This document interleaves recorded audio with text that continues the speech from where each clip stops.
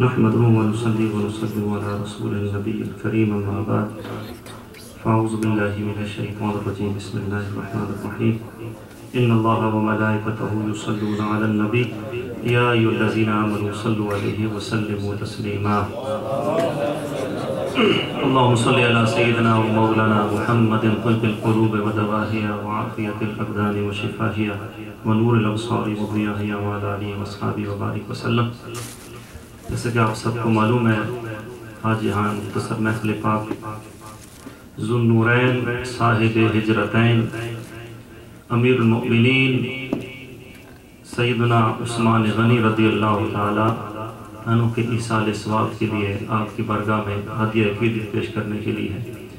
آپ کا یوم شہادت جو ہے وہ ہے 18 ذی الحجہ، آج 16 ہے، لیکن میرے منہ سے سمار نکل گیا تو پھر میں نے کہا تو چینج کریں گے تو پھر وہ کہیں گے چینج کر دیا بھی کر دی، تو اس لیے میں نے کہا چلیں ایصال ثواب ہی کرنا ہے انشاءاللہ، ان کی بارگاہ میں خراج تحسین پیش کرنا ہے سموار سے یا جو بھی دن ہو. اللہ رب العزت ہمارا یہاں مل بیٹھنا اپنی بارگاہ میں قبول و منظور فرمائے. دیکھیں آج ہم یہاں آئے ہیں، ساتھ میں سورہ یاسین پڑھی ہے اور ہو سکتا ہے ساری پڑھتے ہیں رات کو، لیکن میرے خیال سے کم ہی پڑھتے ہوں گے رات کو. اس سورہ میں فضیلت دیکھیں، لکھا ہے کہ جو ایک مرتبہ سورہ یاسین پڑھتا ہے اسے 10 قرآن پاک پڑھنے کا ثواب ملتا ہے. اور یہاں فرمایا کہ جس نے رات میں اللہ کے لیے سورہ یاسین پڑھی اللہ اس کو بخش دیا جاتا ہے. دیکھیں فضیلتیں ساری ہم بخش سب نہیں لینے کے لیے یہاں پہ آئے ہیں. پھر کلمہ شریف پڑھا تب ایک دفعہ بندہ کہتا ہے لا الہ الا اللہ. کیا کہتا ہے؟ ابو سمرقندی فرماتے ہیں اس کے منہ سے ایک پرندہ خوبصورت سبز نکلتا ہے اور وہ جیسے ہی پہلا آسمان کراس کرتا ہے دوسرا، تیسرا، چوتھا، پانچواں، چھٹا، ساتواں، عرش تک. پھر عرش کے سامنے ایک پلر ہے، وہ پلر جو ہوتا ہے نا وہ ہلنے لگ جاتا ہے. اس کو حکم ہوتا ہے رک جا. فرشتے کہتے ہیں کیا وجہ تو کیوں ہل رہا ہے؟ تو اللہ رب کی بارگاہ میں ارشاد فرماتا ہے رب قدیر تو ہر چیز پہ قادر ہے، میں تیرے حکم سے ستاب ہو جاؤں گا پر میں ہوں گا تب کہ جب تو اس کی مغفرت کر دے گا جس نے یہ کلمہ پڑھا ہے. تو کیسے کیسے بہانے ہیں. اور صرف سیدنا عثمان غنی رضی اللہ تعالیٰ عنہ کی زندگی کے جتنے پہلو ہر پہلو کا ایک اپنا ایک نرالا اس کا رخ ہے اور انداز ہے. 2 چیزیں ایسی ہیں جس پہ زیادہ کلام ہوتا ہے. ایک ہے آپ کی سخاوت اور وہ موضوع نہیں ہے، وقت نہیں ہے. ایک ہے آپ کا حیا.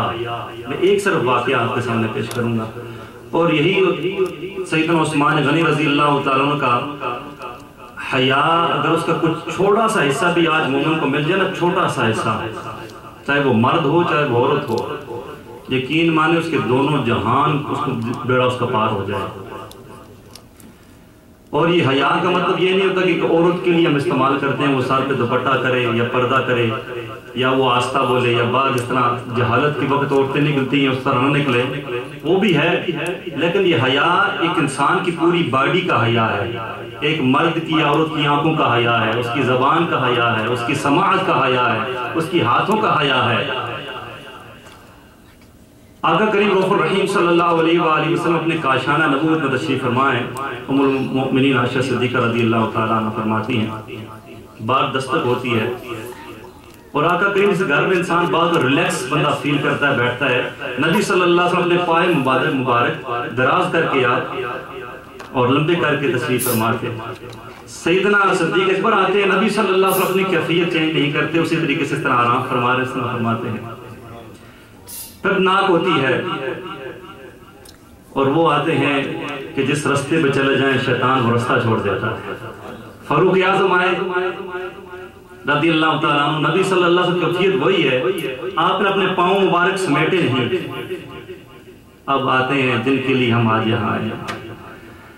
نسناک ہوتی ہے، آواز آتی ہے کون؟ کہا عثمان بن عفان رضی اللہ تعالیٰ عنہ. نبی صلی اللہ علیہ وسلم فوراً اپنے پاؤں مبارک سمیٹ دیتے ہیں اور اپنے آپ کو درست کر کے بیٹھ جاتے ہیں. جب وہ تینوں شخصیت چلی جا رہی ہیں تو ام المومنین پوچھتی ہیں آقا کریم صلی اللہ علیہ وسلم میرے بابا جانی آئے آپ اسی حالت میں رہے, فاروق اعظم آئے آپ اسی حالت میں رہے, پر جس وقت ذوالنورین آئے عثمان غنی آئے آپ نے فوراً اپنے پاؤں کے مبارک کو سمیٹ لیا اور فرمایا عائشہ میں اس شخص سے کیوں نہ حیا کروں جس سے آسمان کے فرشتے بھی حیا کریں. آج یہ ریلیکسیشن کا زمانہ ہے, یقین مانے بے حیائی کا دور ہے. اور سیدنا عثمان غنی رضی اللہ تعالیٰ عنہ کی انشاءاللہ میں تفصیل گفتگو تو جمعہ میں کروں گا انشاءاللہ, یہ واقعہ بھی دوبارہ وہاں بیان کروں گا, وہ ساتھی بھی ہوتے ہیں. یہ ہم کو ضرورت ہے, ہمارے گھر میں ضرورت ہے, ہمارے معاشرے میں ضرورت ہے, ہماری کمیونٹی میں ضرورت ہے, ہماری جاب پہ ضرورت ہے. یہ حیا میں آپ کو سمپل بتاتا ہوں, اگر کسی کو پتہ کرنا ہو نا میرے میں ایمان کتنا ہے, دوسرے کو چھوڑو, دوسرے کو ہم تولتے رہتے ہیں, میرے میں ایمان کتنا ہے. جب کسی دوسرے کا بھی دیکھنا ہو تو نبی صلی اللہ علیہ وسلم بتا دیا کہ ایمان ایک چھپی ہوئی کیفیت ہے. پر نبی صلی اللہ علیہ وسلم الحیاء من الایمان, حیا ایمان کے ساتھ ہے, ساتھ ساتھ حیا نہیں ایمان نہیں, حیا ہے ایمان ہے. جس میں جتنا زیادہ, اب میں اپنے دیکھوں, جس میں جتنا زیادہ حیا ہوگا نا وہ سمجھ لے اللہ نے اس کا وہ ایمان اتنا ہی مضبوط کیا ہوا ہے. اور اگر نہیں خدا نخواستہ تو پھر انسان کو فکر کرنی چاہیے اور حیا والی آنکھیں مانگنی چاہیے. سیدنا عثمان غنی کی حیا کے تو خیر ایسا پورا جسم سر سے لے کے پاؤں تک ہر چیز پورا پیرہن حیا عثمانی میں اگر غرق ہو جائے, مستغرق ہو جائے تو یقین مانے نہ گھروں کے یہ رولے نہ جھنجھٹ, تسکین ہے تسکین, سکون ہے سکون. اللہ رب سے دعا ہے کہ آقا کریم رؤوف الرحیم صلی اللہ علیہ وسلم کے خیر جو ساتھی آئے ہیں, اسلامی بہنیں آئی ہیں, اسلامی بہنوں کو سیدہ کائنات کے طفیل حیا کی چادر نصیب فرمائے. اور ایسی چادر ہو کہ یہ نہ ہو کہ وہ اتر بھی جائے کبھی کسی کے سامنے, نہیں, وہ حشر کے دن بھی قائم رہے. اور سیدہ کائنات کے ساتھ جب وہ سیدہ کائنات جا رہی ہوں تو ایسی حیا کی پیکر وہ بن جائیں کہ ان کے ساتھ ساتھ دامن پکڑ کے کہیں ہم تو آپ کے فالور ہیں, ہم کسی اور کسی چوڑی کے, کسی چڑیل کے, کسی کیا کہتے ہیں اس کو ڈانسر کے فالور نہیں ہیں. اور سر مرد کی حیا ایسی ہو کہ سیدنا عثمان غنی کا دامن پکڑا ہو کہ ہم آپ کے لیے محفل ہی نہیں صرف سجائی ہے, ہم نے کوشش کی ہے کہ اس حیا کے طفیل دعا بھی مانگی اللہ سے اور اسی کی طرف ہم چل جائیں. آپ کی آنکھوں کی حفاظت کی آپ نے, غیر محرم کو ہم نے نہ دیکھا, نظر پڑ گئی تو نظر پھیر دی. نبی صلی اللہ علیہ وآلہ وسلم فرمایا اگر کسی شخص کی نظر, مرد کی نظر کسی عورت خوبصورت پر پڑ جائے, پڑھنے کے بعد وہ اللہ کی خوف سے اپنی نگاہ کو پھیر دے تو اللہ اس کو ایسی عبادت نصیب کرے گا جس کی وہ لذت اپنے سینے میں پائے گا.